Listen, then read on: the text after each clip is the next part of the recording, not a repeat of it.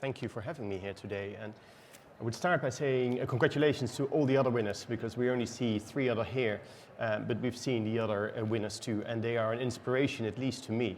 And I really hope that they will inspire you and others to rise to the bold and the courageous. So well done to them. At House of Baukjen, we always have tried to be good. So to win this award has filled us with enormous pride, not just my team, but across the whole of the supply chain.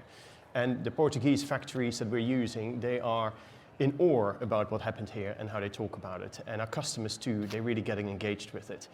So thank you very much for giving us the award. But it's also a recognition that this is the first time that a fashion company actually wins this award in 10 years. And that is a bold fact that makes us think about the sector. So let me tell a little bit more about the fashion sector. No, not yet. Many years back, my wife Baukjen, who also carries the name of the brand, was pregnant, and she couldn't find maternity wear. So we launched the brand Isabella Oliver, which rapidly became the leading maternity wear brand in the UK and in the US. And then years later, customers started asking, would you have maybe, I'm not pregnant, do you have a women's wear brand? And lo and behold, we launched a second brand, Baukjen, always built on the same values as the first brand, which is, it's got to be quality first, and then it's got to be designed to make the woman feel look good and feel confident. And as we went on with the brand, you know, we live near Hampstead Heath, which is in London, is a very buzzing city. But in the mornings, I just enjoy walking the dogs and just relax a bit and think about life. But about 2.5 years ago, there was this sinking realization that my wife and I had when walking on the Heath.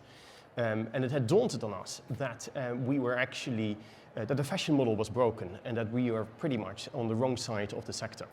And for us, it was very clear that we had heard an Ellen MacArthur quote that every second, just imagine this, every second a truckload of disposed of garments is going to landfill or incineration. So just to put that in context, since I started talking, this whole room pretty much is full with garments. And it was truly broken. So we said right there, we need to rethink the model. Not just tinker with the model, but rethink everything. Truly decompose the model, deconstruct it before we build it back up again.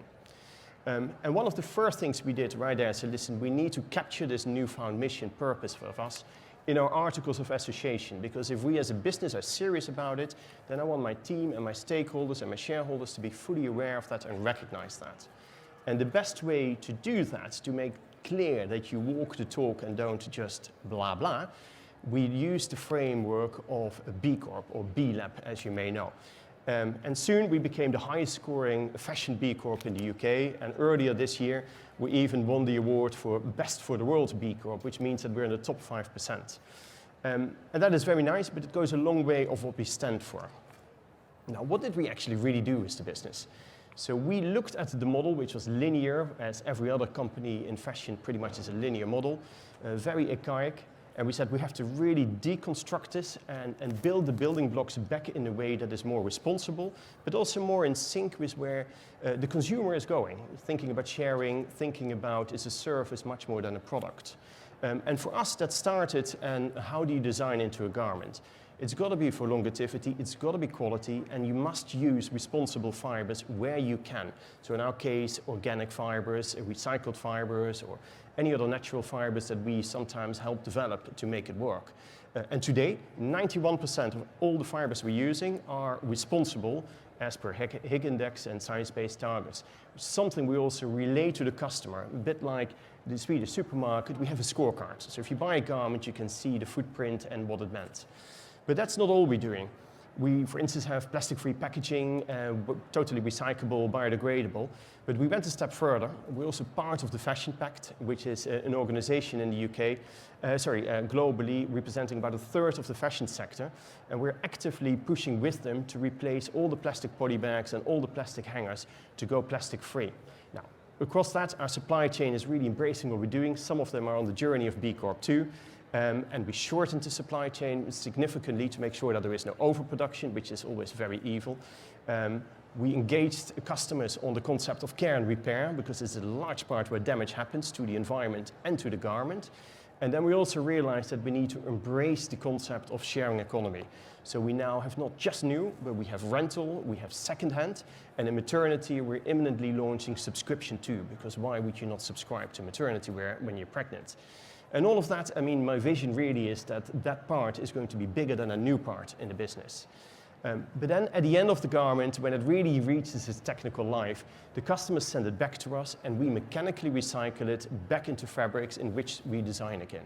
So to us, this is what we call Fashion 2.0. It is kind of a new model, much more responsible, or also called designed for good. Now, how does this relate? What does this mean in terms of quantifications?